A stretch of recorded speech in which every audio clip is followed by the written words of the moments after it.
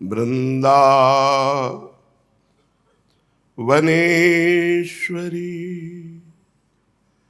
तवैव पदारविंद प्रेमामृतैकमकरन्द रसौघपूर्णं हृद्यर्पितं मधुपते स्मरतापमुग्रं निर्वापयत् परमो शीतलमाश्रयामि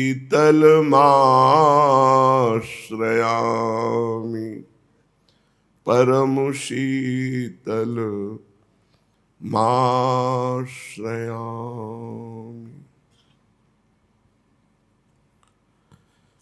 प्रसारित महाप्रेम पीयूष रस सागरे चैतन्य चंद्रे प्रकटो यो दीनो दीन एव सः अवतीर्णे गौरचंद्रे विस्तीर्णे प्रेम सागरे सप्रकाशित रत्नौघे यो दीनो दीन एव सः हरे कृष्ण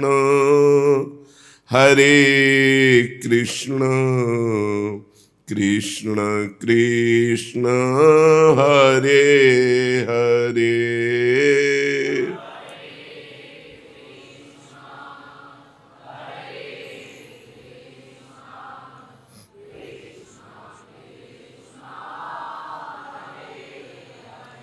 हरे राम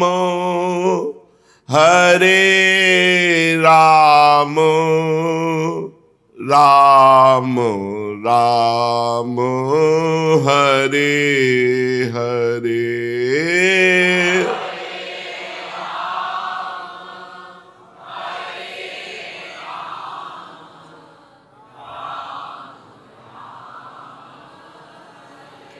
हरे हरे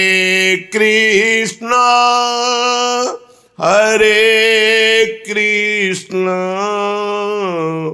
कृष्ण कृष्ण हरे हरे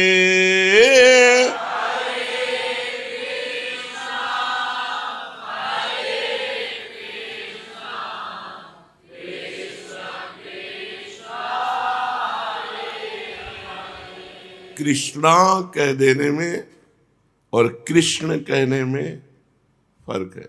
महामंत्र में कृष्णा नहीं है, रामा नहीं है, कृष्ण है और राम है। हरे कृष्ण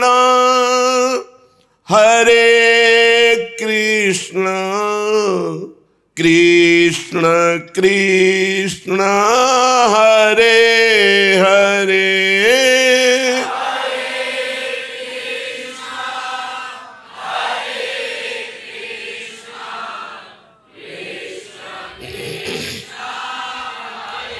हरे हरे हरे राम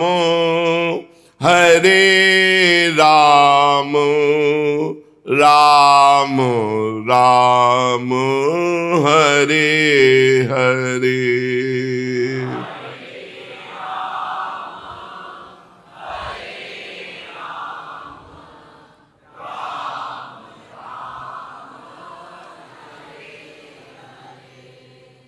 महाप्रभु श्री चैतन्य देव कलि पावनावतार हैं। इनका पावन चरित्र कौन कह सकता है, क्योंकि स्वयं प्रभु हैं। जितना महापुरुषों से बना उतना गान किया। चाहे कोई कितना भी इस प्रेम रस को पी ले, इसको उलीचे, इस अगाध रस सिंधु में अणुमात्र भी कमी नहीं हो सकती। जिस किसी ने इस परम सुस्वादु आत्मानंदमय रस का यत् किंचित भी पान किया वही धन्य हो गया। ज्ञान, वैराग्य, भक्ति, प्रेम, त्याग और विरह के मूर्तिमान विग्रह श्री कृष्ण प्रेमावतार श्री गौरांग देव का करुणा विगलित जीवन दुखी प्राणियों का एक ऐसा ही मनोरम आश्रय स्थल है। अतएव इस कलि संतप्त पाप ताप जनित नाना दुख, दैन्य, दाहग्रस्त मनुष्यों को यदि शीतलता, शांति और दिव्य प्रेमानंद की अनुभूति करनी हो तो आनंद और प्रेम के पर्याय चैतन्य महाप्रभु के इस पावन चरित्रामृत का पान अवश्य करें। अनेक महापुरुष, वीतराग महात्मा और न जाने कितने अगणित जीव महाप्रभु के लोकोत्तर जीवन से अनुप्राणित हुए हैं। प्रेम और परमार्थ के पथ पर चलकर अनेकों कृतार्थ भी हुए हैं और बहुत से आगे भी होते रहेंगे। ऐसे महान चरित्र की ऐसी विलक्षण क्षमता और सर्वमान्य उपयोगिता को स्वीकार करके इस ग्रंथ की रचना श्री प्रभुदत्त ब्रह्मचारी जी ने की है। किसी संप्रदाय का आग्रह नहीं रखा। उन्होंने कहा कि हम भगवान चैतन्य देव का चरित्र नहीं गान कर रहे, हम भक्त चैतन्य देव का चरित्र गान कर रहे हैं, जिनके चरितामृत का पान करने से ऐसा वैराग्य उठता है हृदय में कि सर्वभोग त्याग की एक विशेष आशा प्रकट होती है। जब इसका अध्ययन कर रहे थे तो ब्रह्मावर्त विठूर से किनारे किनारे चल रहे थे, यही ग्रंथ साथ था।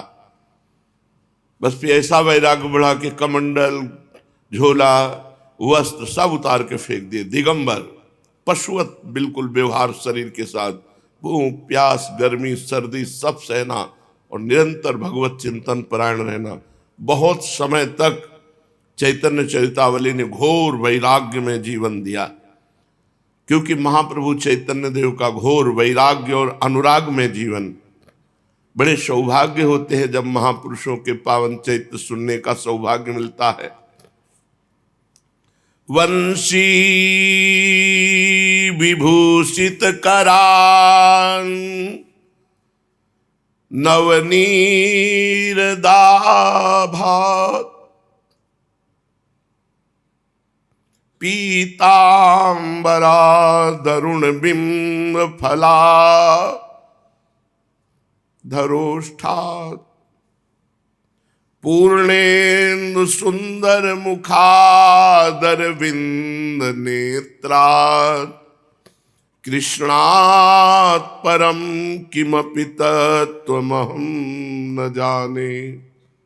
जिनके कर कमलों में मनोहर बंशी विराजमान है और जिनके शरीर की आभा नूतन मेघ के समान श्याम है, जो करोड़ों बिजलियों की कांति प्रकाशित करने वाला पीतांबर धारण किए हुए हैं, जिनका मुख शरद पूर्ण चंद्रमा के समान सुंदर है, नेत्र कमल के समान कमनीय है तथा अधर बिंबा फल के समान लाल लाल है, ऐसे श्री कृष्ण को छोड़कर मैं कोई दूसरा परतत्व है ये नहीं जानता। अर्थात सर्वस्व तो यही वृंदावन विहारी मुरली मनोहर है। कदा वृंदारण्ये विमल यमुना तीर पुलिने चरंतम गोविंदम हलधर सुदामादि सहितम। अये कृष्ण स्वामिन मधुर मुरली वादन विभो प्रसीदेत्याक्रोशन निमिषम्यूने श्याम दिवसान। ऐसा कब होगा? पावन श्री यमुना जी का सुंदर पुलिन होगा, वृंदावन के सुंदर वनों में वंशी नाद करते हुए श्री लालजू महाराज श्री गोरे बलराम जी के साथ और समस्त सखाओं के साथ हमें दर्शन देंगे। दिखाई दे रहा है यमुना जी का पावन पुलिन है, नवीन कुंज है, लालजू के अधरों में वंशी है, साथ में बलराम जी और समस्त सखागण हैं। ऐसा मैं कब दर्शन करूंगा? हे मेरे प्राणनाथ, हे मेरे मदन मोहन, ओ मेरे चित चोर, मेरे ऐसे दिन कब आएंगे जब मैं तुम्हारी इस मधुर झांकी को देख पाऊंगा? और पागलों की भांति हा कृष्ण हा कृष्ण ऐसा चिल्लाता हुआ अपने जीवन के संपूर्ण समय को निमिष की नाई बिता दूंगा। ऐसा कब होगा? प्यारे, तुमसे किस मुख से कहूं कि मुझे ऐसा जीवन प्रदान करो। चिरकाल से बड़े बड़े महात्माओं के मुख से सुनता चला रहा हूं कि तुम निष्किंचनों के प्रिय हो, जिन्होंने अंतर और बाह्य दोनों प्रकार के परिग्रह का परित्याग कर दिया, जिनके तुम ही एकमात्र आश्रय हो, जो तुमको ही अपना सर्वस्व समझते हो, उन्हीं एक निष्ठ भक्तों के हृदय में आके तुम विराजमान होते हो। उन्हीं के जीवन को असली जीवन बना देते हो। उन्हीं के तुम प्यारे हो और वे तुम्हें प्यारे हैं। प्यारे, इस पामर प्राणी से तुम कैसे प्यार कर सको? ये वंचना नहीं है, अतियुक्ति नहीं है नाथ। ये कैसे कहूं कि बनावट नहीं है? फिर भी तुम तो अंतर्यामी हो, तुमसे कोई बात छिपी थोड़ी है। प्रभु, सही कहूं तो इस अधम का तुम्हारे प्रति तनिक भी आकर्षण नहीं है। रोज सुनता हूं, अमुक के ऊपर आपने कृपा की, अमुक को आपने दर्शन दिए। इन प्रसंगों को मुझे अधीर होना चाहिए सुनकर, किंतु कृपालु, अधीर होना तो अलग रहा, मुझे तो विश्वास तक नहीं होता कि ऐसा हुआ भी होगा या नहीं। बहुत चाहता हूं, बहुत चाहता हूं कि तुम्हारा सतत स्मरण करूं। बहुत चाहता हूं तुम्हें छोड़कर दूसरा विचार ही न उठे। कान तुम्हारे गुण कीर्तनों के अतिरिक्त दूसरी सांसारिक बातें सुने ही नहीं। जिह्वा निरंतर तुम्हारे ही नामामृत का पान करती रहे। नेत्रों के सन्मुख तुम्हारी वही ललित त्रिभंगी युक्त बाकी चितवन नृत्य करती रहे। पैरों से तुम्हारी प्रदक्षिणा करूं, हाथों से तुम्हारी पूजा अर्चा करता रहूं और हृदय में तुम्हारी मनोहर मूर्ति का ध्यान किया करूं। किंतु नटनागर, ऐसा एक क्षण भी तो नहीं होने पाता। मन न जाने क्या इधर उधर की सोचता रहता है। जब कभी स्मरण आता है तो मन को बार बार धिक्कारता हूं कि अरे नीच, न जाने तू प्रभु को छोड़कर व्यर्थ की बातें क्यों सोचता रहता है। अरे उन मनमोहन की छवि का चिंतन कर, जिसके बाद फिर कोई चिंतनीय चीज ही शेष नहीं रह जाती। किंतु नाथ, वह मेरी सीख को मन सुनता ही नहीं। न जाने कितने दिनों से एक घटपटादि ज्ञान की बातें सोचता रहा है। विषयों के चिंतन से ऐसा विस्मय हो गया है कि तुम्हारी ओर आते ही कांपने लगता है। और आगे बढ़ना तो अलग रहा, 4 कदम और पीछे हट जाता है। कैसे करूं, क्या करूं? पूरा जीवन हो गया, अनेक उपाय किए, अपने करने योग्य साधन जहां तक कर सका सब किया, किंतु इस पर कोई असर नहीं हुआ मन पर। हो भी तो कैसे, इसकी डोरी तो तुम्हारे हाथ में है ना, तुमने तो इसकी डोरी ढीली छोड़ दी है। यदि तुम्हारा जरा भी इशारा हो जाए तो फिर मन की मजाल क्या, जो इधर से उधर तनिक भी जा सकता। मेरे साधनों से वश में हो सके ऐसी आशा मत करना, क्योंकि मुझे आशा नहीं है। तुम ही जब रोकोगे तो ये मन रुक जाएगा। मैं हारे कर जतन बहुत विधि, अतिशय प्रबल अजय, तुलसीदास बस होए तबहि, जब पेरक प्रभु बर जाए। आप रोक दो मेरे मन को, संसार की तरफ न जाए। प्यारे प्रभु, डांट दो इस मन को, एक क्षण भी तो तुम्हारा चिंतन नहीं करता, एक क्षण भी प्रेम सागर में नहीं डूबता। ये जीवन व्यर्थ हो रहा है। हे नाथ, जीवन को सार्थक कर दो। मेरा मनुष्य शरीर धारण करना सार्थक हो जाए यदि आपके प्रेम में मेरा मन डूब जाए। प्रभु, एक जीभ को ले लो, ये नाना प्रकार के रसों में इतनी आसक्ति है कि इसे तुम्हारे नाम जपने में मजा नहीं आता, विविध प्रकार के पकवान खाने में मजा आता है। स्वादु स्वादु पदार्थों की वांछा करती रहती है। इस जबान को हठपूर्वक लगाता हूं, किंतु बेमन का काम भी कभी ठीक होता है। नाथ, अब तो बस तुम्हारा ही आश्रय है। तुम्हारे प्रति अनुराग नहीं, विषयों से वैराग्य नहीं, जीवन में यथार्थ त्याग नहीं। जीवन क्या है? पूरा नाटक बना हुआ है।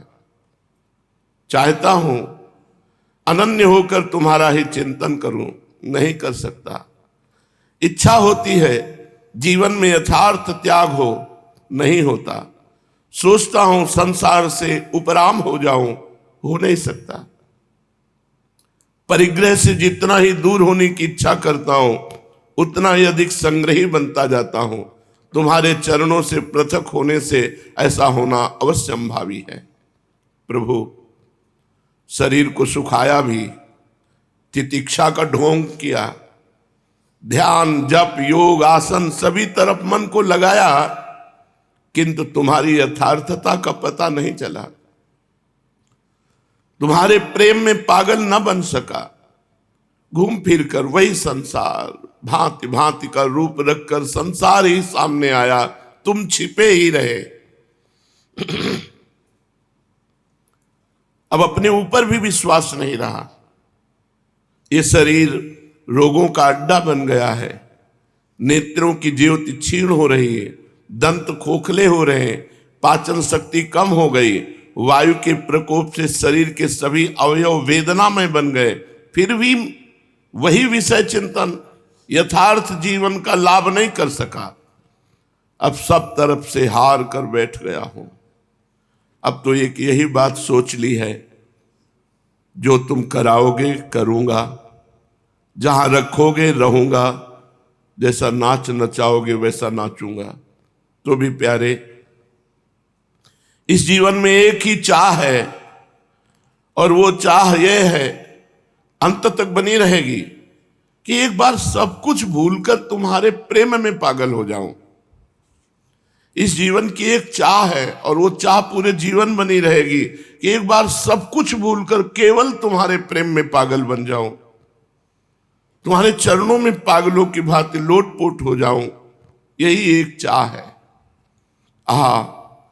सभी सांसारिक वासनाएं जब नष्ट हो जाएंगी, जब एकमात्र तुम ही याद आते रहोगे, सोते जागते आठों पहर तुम्हारी मनोहर मुरली की मीठी मीठी ध्वनि ही सुनाई देती रहेगी, तुम्हारी उस मंद मंद मुस्कान में ही चित्त सदा गोते लगाता रहेगा, और मैं सभी प्रकार से लज्जा संकोच भय को त्याग कर पागलों की भांति पुकारूंगा और नाचूंगा आपके लिए। मेरा जीवन धन्य हो जाएगा। ये शरीर लेना सार्थक हो जाएगा। प्रभु मुझे रोने का वरदान दो, मैं रोता रहूं, पागल की भांति सदा रोऊं, उठते बैठते सोते जागते सदा आंखों में आंसू भरे रहूं, रोना ही मेरा जीवन हो जाए, ऐसी कृपा कर दो। खूब रोऊं, हर समय रोऊं, हर जगह रोऊं, जोर जोर से रोऊं और चैतन्य देव की भांति चिल्ला उठूं, हे देव हे दयति हे भुवनैक बंधो हे कृष्ण हे चपल हे करुणैक सिंधो हे नाथ हे रमण हे नयनाभिराम हा हा कदानुभवितासि पदम दृशोर में। हे गुरु स्वरूप प्रभु, तुम्हारे पाद पद्मों में कोटि कोटि प्रणाम है। हे अंतर्यामीन, तुम्हारे अनंत गुणों का बखान यदि शेषनाग भी अपने सहस्त्र मुखों से सृष्टि के अंत तक अहर्निश करते रहे तो भी उनका अंत नहीं होगा। मैं क्षुद्र प्राणी भला तुम्हारी विमल विरदावली का बखान किस प्रकार कर सकता हूं। जब शेष जी तुम्हारी महिमा नहीं पार पा सकते तो मैं एक मनुष्य शरीरधारी क्या आपकी महिमा का बखान करूं। फिर भी तुम जाने जाते हो, तुम अगम्य हो, तो भी अधिकारी साधक तुम तक पहुंचते हैं। तुम अनिर्वचनीय हो तो भी शिष्य प्रशिष्य परंपरा से मिलकर तुम्हारा निर्वचन करते हैं। तुम निर्गुण हो, निराकार हो, फिर भी भक्तों के प्रेमवश तुम सगुण साकार होकर प्रकट होते हो। मनीषी तुम्हारे तत्व को परोक्ष बतलाते हैं तो भी तुम प्रत्यक्ष होकर शिष्यों की पूजा अर्चा भक्तों की ग्रहण करते हो। हे गुरुदेव स्वरूप प्रभु, हे प्रभु स्वरूप गुरुदेव, इस प्रकार तुम्हारे रूप को बारंबार नमस्कार है। हे ज्ञानावतार गुरुदेव, मेरी पात्रता अपात्रता का विचार न करना। पारस लोहे की पात्रता की ओर ध्यान नहीं देता, वो तो सामने आए हुए हर प्रकार के लोहे को स्वर्ण कर देता है, क्योंकि उसका स्वभाव ही है लोहे को कंचन बनाना। तो तुम्हारे योग्य पात्रता क्या इन पार्थिव प्राणियों में कभी आ सकती है? नाथ, अपने स्वभाव की ओर ही ध्यान रखना, हमारी तरफ न देखना, अपने स्वभाव की तरफ देखना। तुम्हारे दयालु स्वभाव की प्रशंसा सुनकर मैं अपने जीवन को तुम्हारे श्री चरणों में समर्पित करने आया हूं। प्रभु, संभवतः ये तुम्हें प्रिय लगेगा। यद्यपि तुम निरपेक्ष हो, तुम्हें कोई अपेक्षा नहीं, पर मेरी प्रार्थना स्वीकार करो। मुझे अपने श्री चरणों में शरण दो। तुम्हारे पाद पद्मों में मेरा कोटि कोटि प्रणाम है। हे त्रिगुणातीत, मैं तुम्हारी दया का भिखारी हूं। हम नेत्रहीनों को एकमात्र तुम्हारा ही आश्रय है। अज्ञान अंधकार ने हमारे नेत्र ज्योति को नष्ट कर दिया है। इसे अपनी कृपा रूपी शलाका से उन्मीलित कर दो, जिससे हम तुम्हारी छवि का दर्शन कर सकें।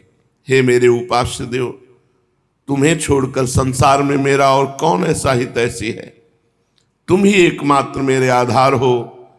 हे अनाश्रित के आश्रय, मेरी इस भावपूर्ण श्रद्धांजलि भावांजलि को स्वीकार करो। प्रभु, ना तो मैं तैरना ही जानता हूं और न नाव खेना ही, फिर भी घोर समुद्र में बहा चला जा रहा हूं। किधर जा रहा हूं कुछ पता ही नहीं। बवंडर सामने आता हुआ दिख रहा है, उससे कैसे बच सकूंगा कुछ पता नहीं। अब एकमात्र तुम्हारा ही आश्रय है। कर्णधार बनकर मेरी सहायता करोगे तभी काम चलेगा। प्रभु तुम्हें पधारना पड़ेगा, आना पड़ेगा, क्योंकि तुम्हारे सिवा ना मैं तैरना जानता हूं, ना मेरे पास नाव है, समुद्र में पड़ा हुआ हूं, कोई दूसरा मार्ग ही नहीं है आपके सिवा। चारों ओर से फूटी हुई इस जीर्ण नाव पर जब तुम्हारे श्री चरण पड़ेंगे तो अपने आप दौड़ पड़ेगी सतमार्ग की तरफ। घोर संसार रूपी समुद्र के एकमात्र कर्णधार, इस शुष्क जीवन में सरसता लाने वाले मेरे गुरुदेव, हम प्रणतों की ओर दृष्टिपात कीजिए। तुम्हारी जगन मोहन मूर्ति का ध्यान करते करते दिन व्यतीत हो जाता है, रात्रि आ जाती है, फिर भी मैं तुम्हारी कृपा से वंचित बना रहा हूं। पता है तुम हमारे निकट हो, फिर भी मैं तुम्हें देख नहीं पाता, तुम्हारा बन नहीं पाता। तुम्हारी चरण छाया के सन्निकट बना रहने पर भी मैं शीतलता से वंचित रहता हूं। किसे दोष दूं? ये मेरा दुर्भाग्य है कि आप निकट हो पर मैं देख नहीं पा रहा। आपके चरण इतने शीतल हैं पर मैं जल रहा हूं। बस जीवन में एक आशा है, आप कृपा कर दो। वो दिन कैसा होएगा जब गुरु गहेंगे बाह, अपना करी बैठाएंगे चरण कमल की छाह। प्रहलाद नारद पराशर पुंडरीक व्यास अम्बरीश सुक सौनक भीष्म दाल्भ्यान, रुक्मांगदोद्धव विभीषण फाल्गुनादीन, पुण्यानिमान परम भागवतान नतोस्मि। जिन्होंने दैत्य कुल में जन्म लेकर भी भगवान श्री कृष्ण की अनन्य भाव से अर्चा पूजा की है, जिनके सदुपदेश से दैत्य बालक भी परम भागवत बन गए, जिन्होंने अपने प्रतापी पिता के प्रभाव की परवाह न करके अपनी प्रतिज्ञा परिवर्तन नहीं की, जिन्होंने हलाहल विष पान किया, पर्वत के शिखर से गिराए गए, जल में डुबाए गए, अग्नि में जलाए गए, अपने प्रण से विचलित नहीं हुए, जिनके कारण साक्षात भगवान को नरसिंह रूप धारण करना पड़ा, उन भक्ताग्रगण्य प्रहलाद जी के चरणों में मेरा कोटि कोटि नमस्कार है। जो संसार के कल्याण की इच्छा से सदा नाना लोकों में भ्रमण करते रहते हैं, जो ब्रह्मा जी के मानस पुत्र हैं, जिनकी संपूर्ण लोकों में अप्रतिहत गति है, जो स्मरण करते ही सर्वत्र पहुंच जाते हैं, जिन्हें इधर की उधर मिलाने में आनंद आता है, जो संगीत में पारंगत हैं, भक्ति के आदि आचार्य हैं, जो वीणा लेकर उच्च स्वर से अहर्निश भगवान के नामों का कीर्तन करते रहते हैं, ऐसे भक्त शिरोमणि देवर्षि नारद जी के चरणों में मेरा कोटि कोटि प्रणाम है। जो मूर्तिमान तप हैं, जो पुराणों के मर्मज्ञ हैं, जिन्होंने अनेक प्रकार के यज्ञों में भगवान की आराधना की है, उन श्री व्यास देव जी के पिता परम भागवत महर्षि पराशर जी के पाद पद्मों में अनंत प्रणाम है। परम भागवत परम वैष्णव पुंडरीक ऋषि के चरणों में बार बार प्रणाम है, जिन्होंने एक वेद को 4 भागों में विभक्त कर दिया, जिन्होंने कलि के जीवों के उद्धार के निमित्त पंचम वेद महाभारत 18 पुराणों की रचना की, जो ज्ञानावतार हैं, उन महर्षि वेद व्यास को मैं बार बार प्रणाम करता हूं। जिनकी वैष्णवता के प्रभाव को सूचित करने के निमित्त भगवान ने शरण में आए हुए महर्षि दुर्वासा की स्वयं रक्षा न करके उन्हीं के पास भेजा, जिनके परम भागवत होने की प्रशंसा से पुराणों के बहुत से स्थल भरे पड़े हैं, उन राजर्षि अम्बरीश जी के चरणों को मैं अपने मस्तक पर धारण करता हूं। जो संसारी माया के प्रभाव से बचने के निमित्त 12 वर्ष तक माता के गर्भ में ही वास करते रहे, जिन्होंने मरणासन महाराज परीक्षित को 7 दिनों में ही श्रीमद् भागवत की कथा सुनाकर मोक्ष का उत्तम अधिकारी बना दिया, उन अवधूत शिरोमणि महामुनि श्री सुखदेव जी के चरणों में श्रद्धा भक्ति के साथ बार बार मैं प्रणाम करता हूं। जिन्होंने नैमिषारण्य की पुण्य भूमि में सूत जी के मुख से महाभारत और 18 पुराण श्रवण किए, जो ऋषियों के अग्रणी गिने जाते हैं, जिन्होंने हजारों वर्ष की दीक्षा लेकर भारी भारी यज्ञ याग किए हैं, उन संत महंत महर्षि श्री सौनक जी की चरण वंदना करके मैं अपने को कृतकृत्य बनाना चाहता हूं। जिन्होंने पिता का प्रिय करने के निमित्त आजीवन अखंड ब्रह्मचर्य व्रत का पालन किया, जो अपनी प्रतिज्ञा पालन के निमित्त अपने गुरु परशुराम जी से भी भिड़ गए, जिन्होंने पिता को प्रसन्न करके इच्छा मृत्यु का अमोघ वरदान प्राप्त किया, जिनकी प्रतिज्ञा पूरी करने के निमित्त साक्षात भगवान ने अपनी प्रतिज्ञा तोड़ दी, उन गंगा पुत्र वसु अवतार महात्मा भीष्म पितामह के आशीर्वाद की मैं इच्छा करता हूं। परम भागवत और परम वैष्णव दालभ्य ऋषि के चरण कमलों में मेरा कोटि कोटि नमस्कार है, जिन्होंने एकादशी व्रत के महात्म को संपूर्ण पृथ्वी पर स्थापित किया, जिनके धर्म के कारण स्वयं धर्मराज भी भयभीत होकर पितामह की शरण में गए और धर्मचित कराने के निमित्त अद्वितीय रूप लावण्य युक्त मोहिनी नाम की एक सुंदरी भेजा, जिन्होंने मोहिनी के आग्रह करने पर अपने इकलौते प्यारे पुत्र का सिर देना तो मंजूर किया, किंतु एकादशी व्रत नहीं छोड़ा। उन राजर्षि रुक्मांगद के प्रति मेरा कोटि कोटि प्रणाम है, जो भगवान के परम अंतरंग सखा गिने जाते हैं। भगवान की प्रेम पाती लेकर जो वृंदावन की गोपिकाओं को ज्ञानोपदेश करने गए थे और वहां से परम वैष्णव होकर लौटे थे, जो भगवान के तिरोभाव होने पर उनकी आज्ञा से नर नारायण के क्षेत्र में योग समाहित हुए, उन परम भागवत उद्धव जी के चरणों में मेरा अधिकाधिक अनुराग हो। जो अन्यायी भाई का पक्ष छोड़कर भगवान रामचंद्र जी के शरणापन्न हुए, अंत में लंकाधिपति बने, उन श्री रामचंद्र जी के प्रिय सखा अमर भक्त विभीषण को मैं नतमस्तक होकर अभिवादन करता हूं, जिनका सारथ्य महाभारत युद्ध में स्वयं भगवान ने किया, जो इसी शरीर से स्वर्ग में वास कराए, जिन्होंने भगवान शंकर जी से युद्ध करके उनसे पाशुपतास्त्र प्राप्त किया, जिन्होंने अकेले गांडीव धनुष से 18 अक्षोणी वाले महाभारत में विजय प्राप्त कर ली, युद्ध से परांगमुख होने पर जिन्हें भगवान ने स्वयं गीता का उपदेश दिया, जो भगवान के विहार शैया आसन और भोजनों में सदा साथ ही साथ रहे, जिन्हें भगवान बड़े प्रेम से हे पार्थ, हे सखा, हे धनंजय ऐसे सुंदर संबोधनों से संबोधित करते थे, वे नरावतार श्री अर्जुन जी मेरे ऊपर कृपा की दृष्टि करें।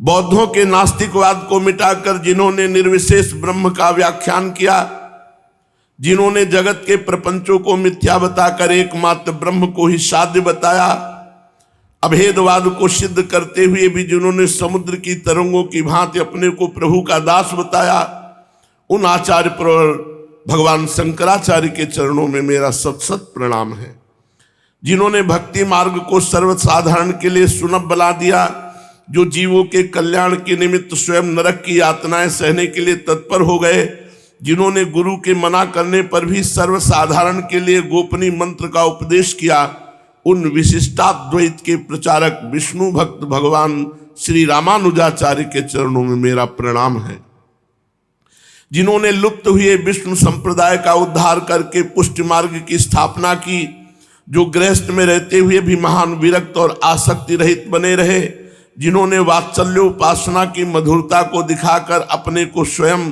गोपवंश का प्रकट किया, जिन्होंने बालक श्री कृष्ण की अर्चा पूजा को ही प्रधानता देते हुए सर्वतोभावेन आत्मसमर्पण को ही अंतिम ध्येय बताया, उन शुद्धाद्वैत के प्रचारक बाल कृष्णोपासक भगवान वल्लभाचार्य के चरणों में मेरी प्रीति हो, जिन्होंने श्री राधा कृष्ण की उपासना को ही सर्वसिद्ध किया, जिन्होंने नीम के पेड़ में सूर्य दिखाकर भूखे वैष्णव को भोजन कराया, उन द्वैताद्वैत मत के प्रवर्तक मधुर भाव के उपासक भगवान निम्बारकाचार्य के चरणों में मेरा प्रणाम है, जिन्होंने वृंदावन विहारी की प्रीति को ही एकमात्र साध्य माना, जिन्होंने अत्यंत परिश्रम करके स्वयं हिमालय पर जाकर वेद व्यास जी से ज्ञान प्राप्त किया और वेदांत सूत्रों पर भाष्य रचा, उन द्वैत मत के प्रवर्तक भगवान मध्वाचार्य आनंद तीर्थ के पाद पद्मों में मेरा बार बार प्रणाम है, जिन्होंने छुआछूत और जाति पाति का कुछ भी विचार न करके सर्वसाधारण को भक्ति का उपदेश किया, जिनकी कृपा से सभी जगत पूज्य बन गए, जिन्होंने वैष्णव समाज में सीताराम की सेवा पूजा का प्रचार किया, उन आचार्य प्रवर श्री रामानंद आचार्य स्वामी के चरणों में मेरा कोटि कोटि प्रणाम है। इनके अतिरिक्त दूसरे अन्य संप्रदायों के प्रवर्तक जितने भी आचार्य हुए उन सभी के चरणों में मैं प्रणाम करता हूं। संपूर्ण पृथ्वी की धूल के कणों की गणना चाहे हो भी सके, आकाश के तारे चाहे गिने भी जा सके, बहुत संभव है संपूर्ण जीवों के रोमों की गणना की जा सके, किंतु भक्तों की गणना किसी भी प्रकार नहीं की जा सकती। सृष्टि के आदि से अब तक असंख्य भक्त होते आए हैं। उन सबके केवल नामों को ही गणेश जी जैसे लेखक दिन रात्रि निरंतर लिखते रहे तो महाप्रलय के अंत तक भी नहीं लिख सकते। फिर मुझ जैसे अल्पज्ञ की तो बात ही क्या है। भगवान शिव जी, नारद जी, ब्रह्मा जी, पांडव, सनत कुमार, इन भक्तों से लेकर सतयुग के त्रेता, द्वापर, कलयुग, इन चारों युगों में 18 मनवंतरों में असंख्यों कल्पों में जितने भक्त हुए हैं उन सभी के चरणों में मेरा प्रणाम है। जिन्होंने सतयुग में कपिल रूप भगवान का दर्शन किया उन भगवत भक्तों के चरणों में मेरा प्रणाम है। जिन्होंने त्रेता में राम रूप से भगवान का दर्शन किया उन राम भक्तों के चरणों में वंदना है। जिन्होंने व्यास रूप से द्वापर में भगवान के दर्शन किए उन भक्तों के चरणों में मेरा प्रणाम है। कल के रूप से जिन्होंने कलयुग में भगवान के दर्शन किए और जो इस कलिकाल के अंत में करेंगे उन सभी भक्तों के पाद पद्मों में मेरा कोटि कोटि नमस्कार है। जिन्होंने वाराह, मत्स्य यज्ञ, नर नारायण, कपिल, कुमार, दत्तात्रेय, हयग्रीव, हंस, प्रश्नि, गर्भ, ऋषभदेव, प्रचु, नरसिंह, कूर्म, धर्मंतरि, मोहिनी, वामन, परशुराम, रामचंद्र, वेदव्यास, बलदेव, कृष्ण, बुद्ध और कल की इन भगवान के अवतारों का दर्शन, स्पर्श और सहवास किया उन अवतारों के भक्तों के चरणों में मेरा कोटि कोटि प्रणाम है। कलिकाल में पैदा हुए कबीर दास, नानक देव, दादू दयाल, पलटू दास, चरण दास, रैदास, बुल्ला, जगजीवन दास, तुलसीदास, सूरदास, मलूक दास, रामदास, निवृत्तिनाथ, ज्ञानदेव, सोपान देव, एकनाथ, तुकाराम आदि जितने भी महापुरुष भगवत भक्त हुए हैं उन सभी के चरणों में मेरा प्रणाम है। भक्तों में कौन छोटा और कौन बड़ा इसका निर्णय जो करता है वो महामूर्ख है। शालिग्राम की बटिया चाहे छोटी हो या बड़ी सभी एक सी पूज्य है, इसीलिए ये सभी भक्त एक ही भांति पूज्य और मान्य हैं। इनके चरणों में प्रणाम करने से ही मनुष्य कल्याण मार्ग का पथिक बन सकता है। इनके अतिरिक्त वर्तमान समय में जो भगवान के नामों का संकीर्तन करते हैं, लिखकर प्रचार करते हैं और जो स्वयं दूसरों से कराते हैं उन सभी नाम भक्तों के चरणों में मेरा प्रणाम है। जो भगवान के गुणों का श्रवण करते हैं, जो भगवान नाम कीर्तन करते हैं, जो हर समय भगवत रूप का स्मरण करते हैं, जो भगवान की चरण सेवा करते हैं, जो भगवत विग्रहों का अर्चन करते हैं, जो देवता, द्विज, गुरु, भगवत भक्तों और भगवत विग्रहों को नमन करते हैं, जो भगवान के प्रति सख्य भाव रखते हैं, जिन्होंने भगवान को आत्मनिवेदन किया उन सभी भक्तों के चरणों में मेरा कोटि कोटि नमस्कार है। जो संप्रदायों के अंतर्भुक्त हैं, जो संप्रदायों में नहीं है, जो ज्ञाननिष्ठ है, जो देशभक्त हैं, जो जनता रूपी जनार्दन की सेवा करते हुए नाना भांत की यातनाएं सह रहे हैं, जिन्होंने देश की सेवा में ही अपना जीवन अर्पण किया, जो किसी प्रकार से जनता की सेवा कर रहे हैं, उन सभी भक्तों के चरणों में मेरा बार बार प्रणाम है। वर्तमान काल में जितने भक्त हैं, जो हो चुके हैं अथवा जो आगे होंगे, उन सभी भक्त के चरणों में बार बार वंदना करता हूँ। भक्त ही भगवान के साकार रूप हैं। भगवान की शक्ति का विकास पूर्ण रूप से भक्त के ही शरीर में होता है। भक्तों का शरीर पार्थिव होते हुए भी चिन्मय होता है। वे साक्षात भगवत स्वरूपी हैं। भक्तों की चरण वंदना करने से सब प्रकार के विघ्न मिट जाते हैं। भक्ति भक्त भगवंत गुरु चतुर नाम बपु एक, इनके पद बंदन किए मेटत विघ्न अनेक। संसार का यावत ज्ञान है, जितना भी ज्ञान है वो सब भगवान व्यासदेव का उच्छिष्ट है। भगवान व्यासदेव जी साक्षात विष्णु हैं। बस इतना ही अंतर है कि इनके चार की जगह दो ही भुजा हैं। ये चार मुख ब्रह्मा नहीं है, ये दो नेत्र वाले शिव हैं। 24 अवतारों में भगवान व्यासदेव जी भी एक अवतार हैं। ये प्रत्येक द्वापर के अंत में प्रकट होकर लोक कल्याण के निमित्त एक वेद को 4 भागों में विभक्त करते हैं। इस युग में महर्षि पाराशर के वीर से तथा सत्यवती के गर्भ से भगवान व्यासदेव जी ने जन्म लिया। इन्होंने एक वेद के 4 भागों में विभक्त किया, इसलिए इनको वेद व्यास जी कहते हैं। और इनके चरणों में बार बार प्रणाम करके कृपा की याचना करते हैं। जिस प्रकार गंगा जी का प्रवाह निरंतर बहता रहता है, उसी प्रकार इस पृथ्वी पर महापुरुषों का भी जन्म सदा होता रहता है। यदि ऐसा ना होता तो इस पृथ्वी पर धर्म का भी लेश न रह जाता। धर्म के बिना ये संसार एक क्षण भी नहीं रह सकता। धर्म के ही आधार पर ये पृथ्वी टिकी हुई है। अब भी असंख्य सिद्ध महात्मा पहाड़ों की कंदराओं में जन संसदी से पृथक रहकर योग साधना द्वारा संसार का कल्याण कर रहे हैं। अनेकों सिद्ध पुरुष वेश बदलकर पृथ्वी पर घूम रहे हैं। लोग उन्हें पहचानते नहीं, किंतु उनकी सभी चेष्टाएं लोक कल्याण के ही निमित्त होती हैं। वे अपने को अपनी शक्ति द्वारा प्रकट नहीं होने देते। अप्रकट रूप से लोक कल्याण करने में ही उन्हें आनंद आता है। किसी भाग्यवान पुरुष को ऐसे महापुरुष का साक्षात दर्शन हो जाए, ये दूसरी बात है, नहीं तो वे अपने भेष को छुपा कर घूमते रहते हैं। कुछ नित्य जीव या मुक्त जीव लोक कल्याण के निमित्त भौतिक शरीर धारण करते हैं और लोगों का जन्म मरण से छुटकारा दिलाते हैं। पर वो जन्म मरण से मुक्त महापुरुष केवल आते ही हैं जन कल्याण के लिए। वास्तव में वे जन्म मृत्यु से रहित होते हैं। केवल लोक कल्याण के निमित्त उनका जन्म होता है, और जो अपना काम कर चुकते हैं तब वो तिरोहित अंतर ध्यान हो जाते हैं। उनके कार्य गुप्त नहीं होते। वे अधिकारियों को उपदेश करते हैं, शिक्षार्थियों को शिक्षा देते हैं, स्वयं आचरण करके लोगों में नवजीवन का संचार करते हैं। ऐसे महात्माओं का जीवन बड़ा अलौकिक होता है। उनके कार्य अचिंत होते हैं। क्षुद्र बुद्धि के पुरुष उन्हें भी साधारण जीव समझकर उनके कार्यों की समालोचना करते हैं। और इससे क्या होता है, उनके काम में बहुत सहायता मिलती है। वे इसी बहाने लोगों के सामने आदर्श उपस्थित करते हैं कि ऐसी प्रतिकूल परिस्थिति में भी कैसा व्यवहार करना चाहिए। उनका वो व्यवहार अन्य लोगों के लिए प्रमाणीभूत बन जाता है। इस प्रकार वे संसारी लोगों की निंदा स्तुति के बीच में रहते हुए भी अपने जीवन को आदर्श जीवन बनाकर लोगों के उत्साह को बढ़ाते हैं। ऐसे महापुरुष सदा से उत्पन्न होते आए हैं, अब भी हैं और आगे भी होंगे। किसी के जीवन का प्रभाव व्यापक होता है, उनके आचरणों के द्वारा अधिक लोगों का कल्याण होता है, और किसी के जीवन का प्रभाव अल्प होता है, उनसे थोड़े ही पुरुष लाभ उठा सकते हैं। इस प्रकार सब जातियों में, सब काल में किसी न किसी रूप में महात्मा उत्पन्न होते ही रहते हैं। बहुत से ऐसे महापुरुष होते हैं जिनकी टक्कर का शताब्दियों तक कोई महापुरुष व्यक्त रूप से प्रकट नहीं होता है, किंतु इसका निर्णय होता है अपने अपने भावों के अनुसार, भिन्न भिन्न रीति से।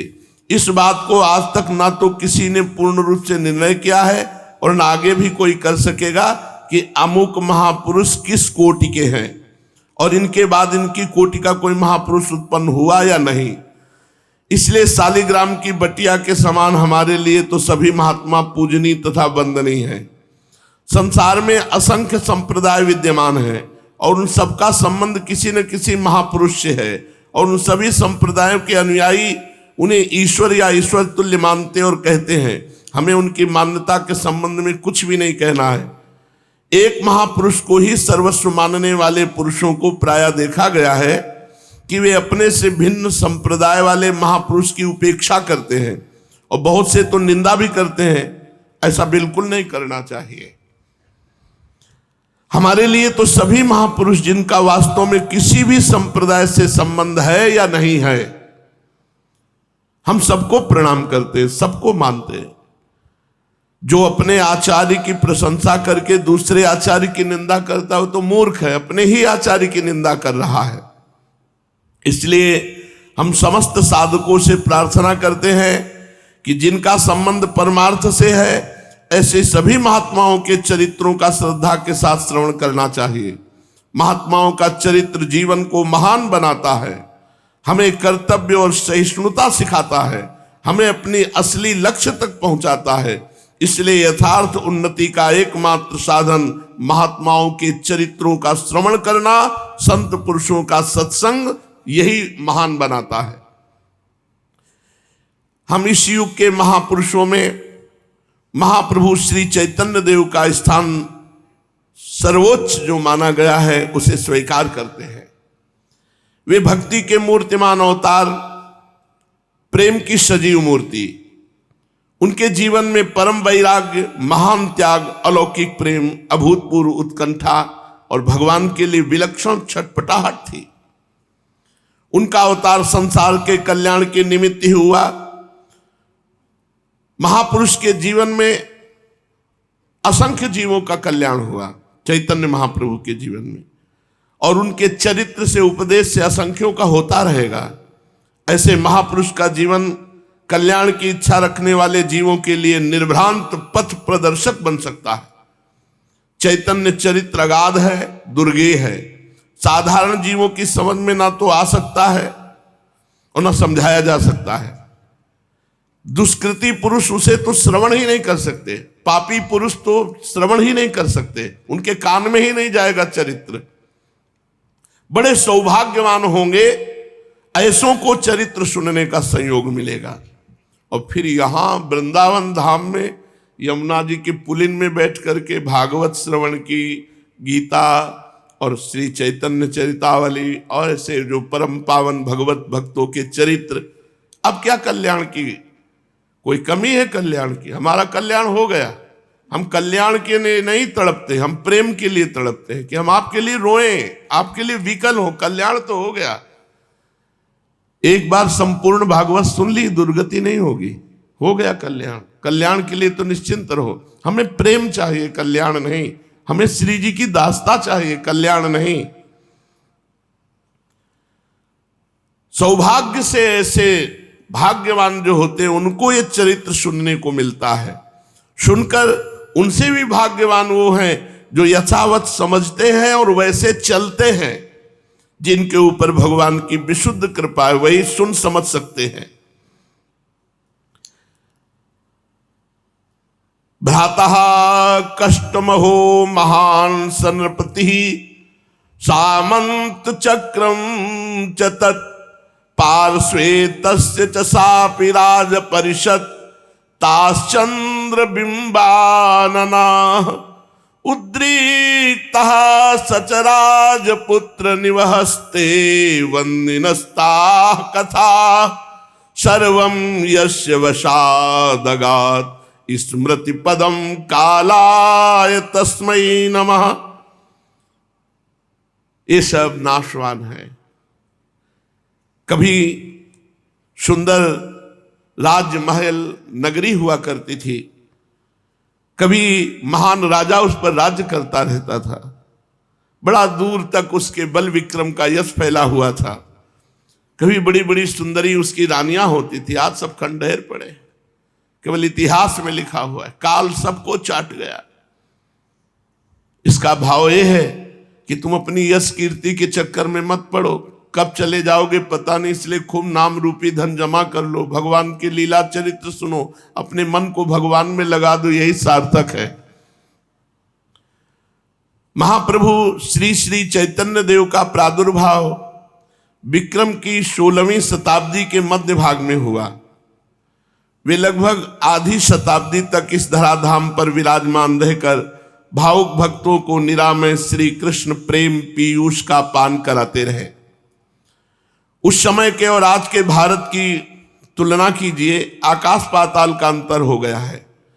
राजनैतिक, सामाजिक, आर्थिक तथा धार्मिक सभी प्रकार की स्थितियों में घोर परिवर्तन हो गया है। उस समय लाखों स्त्रियों ने अपने पतियों के साथ हंसते हंसते जीवित जल गई। अनुमान लगा सकता है कोई कि अपने धर्म के लिए हजारों नवयुवतियां ने आग में प्रवेश कर लिया। आग जैसे होली आग लगाई और उसमें प्रवेश कर गए कि कोई विधर्मी हमारे शरीर को छू ना पावे। भक्तों का वो आदर्श प्रेम, कृष्ण भक्ति की वो निष्कपटता, सेवा पूजा में उतनी श्रद्धा इस समय देखने में नहीं आती। वे बातें समय के साथ विलुप्त हो गई। असली प्रेम तो उन महापुरुषों के साथ ही चला गया। अब तो सांप की लकीर शेष रह गई, उसे चाहे जैसे पीटते रहो, सांप तो निकल गया। वो तो उसकी समय की रागिनी थी। समय बहुत बलवान होता है। महाप्रभु श्री श्री चैतन्य देव का प्राकट्य जिस काल में हुआ, उस समय बड़ा विलक्षण समय था। आप ये कह सकते हैं कि क्रांति युग था। उस समय संपूर्ण भारतवर्ष में चारों ओर राजनीतिक, सामाजिक और धार्मिक सभी प्रकार की घोर क्रांति मची हुई थी। उस समय तक प्राय ऐसी मान्यता थी कि जो दिल्ली के सिंहासन पर विराजमान और संपूर्ण भारत का सर्वश्रेष्ठ नरपति है। दिल्ली का सिंहासन ही भारतवर्ष को दिग्विजय करने का मुख्य चिन्ह था। उस समय दिल्ली के सिंहासन पर लोधी वंश का अधिकार था, किंतु उस वंश के बादशाहों में वीरता पराक्रम बिल्कुल नहीं रहा। लोधी वंश अपनी अंतिम सांसों को जैसे तैसे कष्ट के साथ पूर्ण कर रहा था। अफगान सरदार लोधी वंश का अंत करने पर तुले हुए थे, इसलिए उन्होंने काबुल के बादशाह बाबर को दिल्ली के सिंहासन के लिए निमंत्रित किया। बाबर जैसा राज्य लोलुप बादशाह ऐसे स्वर्ण समय को हाथ से कब खोने वाला था। पंजाब का शासक दौलत खां उसका पृष्ठपोषक था। ईस्वी सन 1526 में बाबर ने भारतवर्ष पर चढ़ाई की और पानीपत के इतिहास प्रसिद्ध रण क्षेत्र में इब्राहिम लोधी को परास्त करके वो स्वयं दिल्ली का बादशाह बन बैठा। उसके पश्चात उसका पुत्र हुमायूं दिल्ली के तख्त पर बैठा। इधर राजपूतों ने, जो राणा सांगा थे, हिंदू धर्म की दुहाई देकर बाबर के विरुद्ध बलवा आरंभ किया। दोनों में घोर युद्ध हुआ, किंतु मैदान बाबर के हाथ में रहा। राणा सांगा परास्त होकर भाग गए। पंजाब में छोटी मोटी 50 रियासतें बन गईं। उनमें के पहाड़ी राजा तो प्राय सभी अपने को स्वतंत्र ही समझते थे। पहाड़ों में छोटी छोटी 20 स्वतंत्र रियासतें थी। इधर दक्षिण में विजयनगर का अंत हो चुका था। बहमनी वंश का अंत होते ही अहमदनगर, बीजापुर, गोलकुंडा, बीदर और बरार, ये 5 रियासतें एकदम अलग हो गई। बंगाल, बिहार, तिरहुत और उड़ीसा में भी छोटी छोटी बहुत से मुसलमानी और हिंदुओं की नई रियासतें बन गई। इस प्रकार संपूर्ण भारतवर्ष में पूर्व से पश्चिम तक, उत्तर से दक्षिण तक एक भारी राजक्रांति मची हुई थी। सैकड़ों छोटे छोटे राज्य परस्पर में एक दूसरे से लड़ते भिड़ते रहते थे। सभी एक दूसरे को नीचा दिखाने के लिए जी जान से प्रयत्न करते। कभी तो किसी मुसलमानी रियासत को दबाने के लिए मुसलमानों से दूसरे वंश के सरदार किसी पराक्रमी हिंदू राजा की सहायता से उस पर चढ़ाई कर देते, और कभी किसी हिंदू राज्य को नष्ट करने के निमित्त 2 मुसलमान सरदार मिलकर उस पर धावा बोल देते। संपूर्ण भारत में कोई एक छत्र शासक नहीं था। वह राज्य परिवर्तन का समय था, जिसमें भी बल पराक्रम हुआ, जिसके भी अधीन बलवान सेना हुई, वही उस प्रांत का शासक बन बैठा, और दिल्ली के बादशाह ने भी उसे उसी समय शासक स्वीकार कर लिया। ऐसी तो उस समय की राजनीतिक परिस्थिति थी। अब सामाजिक परिस्थिति पर थोड़ा विचार कीजिए। जब महाप्रभु चैतन्य देव का अवतार हुआ, संस्कृत विद्या का आदर था, पंडितों की व्यवस्था की मान्यता थी, ब्राह्मणों की व्यवस्था की मान्यता थी। समाज में बस व्यवस्था के विरुद्ध कोई आवाज नहीं उठा सकता। पंडित जन का प्रभाव था अन्य प्रांतों की अपेक्षा आत्यंतिक। चारों ओर वर्णाश्रम धर्म छिन्न भिन्न हो चुका था। मुसलमानों का एक छत्र राज्य, धार्मिक स्थिति उस समय मानो बहुत जटिल हो गई थी। लोगों में यज्ञ आदि के प्रति बिल्कुल कोई रुचि नहीं। तांत्रिक शाक्त पद्धतियों के प्रचार के कारण लुप्त होती जा रही थी जो वैदिक सिद्धांत पद्धति है। मनुष्य उदासीन, रात दिन केवल मिथ्या कार्यों में रत। जिस समय महाप्रभु चैतन्य देव का अवतार हुआ, बस संसारिकता ही संसारिकता, कट्टरवादिता कोई लिए है तो कोई युद्ध कर रहा है, तो कोई भ्रष्ट हो रहा है, तो कोई अन्य जाति का अवलंबन कर रहा है। कहीं भी वैष्णवता धर्म देखने को नहीं मिलता था। लोग नीरस हो गए थे। इसी समय भगवान की कृपा से भारत के भिन्न भिन्न प्रांतों में महापुरुषों का अवतार हुआ। अलग अलग महापुरुष प्रकट हुए एक साथ सब। सबसे पहले काशी में श्री स्वामी रामानंदाचार्य जी महाराज, बैरागी संप्रदाय के यही आदि आचार्य समझे जाते थे। इन्होंने भगवत भक्ति में जात पात का बंधन मेट दिया। इन्होंने सभी जातियों को समान रूप से भगवत भक्ति करने का अधिकार प्रदान किया। इनका सूत्र था, हरि को भजय सो हरि को होए, जाति पाति पूछे नहीं कोई। इनके बाद इनके 12 मुख्य शिष्य हुए, सब बड़े महात्मा हुए। सबसे बड़े महात्मा कबीरदास जी बहुत प्रसिद्ध हुए, परम उच्च स्थिति के महापुरुष हुए। इनके उच्च तत्वों का संपूर्ण भारत के ऊपर समान भाव से प्रभाव पड़ा। ये महापुरुष परम ज्ञानी, आदर्श भक्त, अद्वितीय अनुरागी, सबसे बड़े निर्भीक थे। इस हेतु से प्रायः उच्च जात के लोग दाह के कारण इनके द्वेषी बन गए। महात्मा रैदास, महात्मा नामदेव जी, परम भक्त उस काल में अलग अलग प्रांतों में उत्पन्न हुए। सभी ने रूपांतर भेद से वैष्णव धर्म का प्रचार किया। कबीर पंथ वैष्णव धर्म का ही विकृत और रूपांतर मात्र है। इधर उसी समय पंजाब में श्री गुरु नानक देव जी प्रकट हुए। ये कबीरदास जी के समकालीन ही थे। इन्होंने भी संपूर्ण भारतवर्ष में 12 वर्षों तक भ्रमण करके, तीर्थ यात्रा करके पंजाब के करतारपुर में ही आकर रहने लगे। इनके उपदेशों का लोगों पर बड़ा प्रभाव पड़ता, इसलिए लाखों मनुष्य इनके उपदेशों को सुन सुन करके इनके शिष्य सिख बन गए। आगे चलकर गुरु गोविंद सिंह जी ने इन सबको एक सिख संघ ही बना लिया। इनके बड़े पुत्र श्री चंद भी एक बड़े त्यागी, तेजस्वी और प्रभावशाली महापुरुष थे। उन्होंने विरक्तों को ही उपदेश किया, इसलिए उनके अनुयायी अपने को उदासीन कहने लगे। उदासीन अखाड़ा, उदासी एक प्रकार के सन्यासी ही होते हैं। वैसे उदासी संप्रदाय में भगवत भक्ति ही मुख्य समझी जाती है। इधर दक्षिण में समर्थ गुरु रामदास जी ने राम भक्ति का प्रचार किया। उनके प्रधान शिष्य छत्रपति महाराज शिवाजी केवल राज्य लोलुप लड़ाकू शूरवीर ही नहीं थे, वे परम भागवत वैष्णव थे। उनके युद्ध का प्रधान उद्देश्य होता था हिंदू धर्म की रक्षा, गौ और ब्राह्मणों का प्रतिपालन। इनके द्वारा महाराष्ट्र में भजन कीर्तन और भगवत भक्ति का खूब प्रचार हुआ। और महाराष्ट्र के उसी समय प्रसिद्ध संत तुकाराम जी, ये सब बड़े बड़े उसी समय एक साथ प्रकट हुए। उन्होंने अपनी अद्भुत भगवत भक्ति के द्वारा संपूर्ण महाराष्ट्र देश को पावन किया। ये विट्ठल नाथ जी के प्रेम में विभोर होकर स्वयं पद गागा कर नृत्य करते और स्वयं पदों की रचना करते थे। इनके भक्ति भाव से प्रसन्न होकर साक्षात विट्ठल भगवान ने इन्हें प्रत्यक्ष दर्शन दिया और ये सदा इनके साथ ही रहते थे। ये सशरीर बैकुंठ को गए तुकाराम जी। इनके द्वारा मराठी भाषा का और संपूर्ण महाराष्ट्र देश का बड़ा कल्याण हुआ। इसी समय काशी में भगवान श्री वल्लभाचार्य जी, अलग अलग क्षेत्रों में सब बड़े बड़े महापुरुष प्रकट हुए। काशी छोड़कर इन्होंने ब्रजमंडल का परम प्रसिद्ध पुण्य नगरी गोकुलपुरी में अपना निवास स्थान बनाया। शुद्धाद्वैत संप्रदाय के यही प्रधान आचार्य माने जाते हैं। श्री बालकृष्ण के उपासक थे। इनके द्वारा देश के विभिन्न स्थानों में श्री कृष्ण भक्ति का खूब ही प्रचार हुआ। इनके शिष्य अधिकांश धनी मानी पुरुष होते थे। गुजरात काठियावाड़ की ओर इनके संप्रदाय का अधिक प्रचार हुआ। इनके 7 पुत्र थे। इन सभी ने वैष्णव धर्म का खूब प्रचार किया। इसी समय बंगाल में श्री चैतन्य महाप्रभु का प्रादुर्भाव हुआ। पूर्व बंगाल की बड़ी दुर्दशा थी।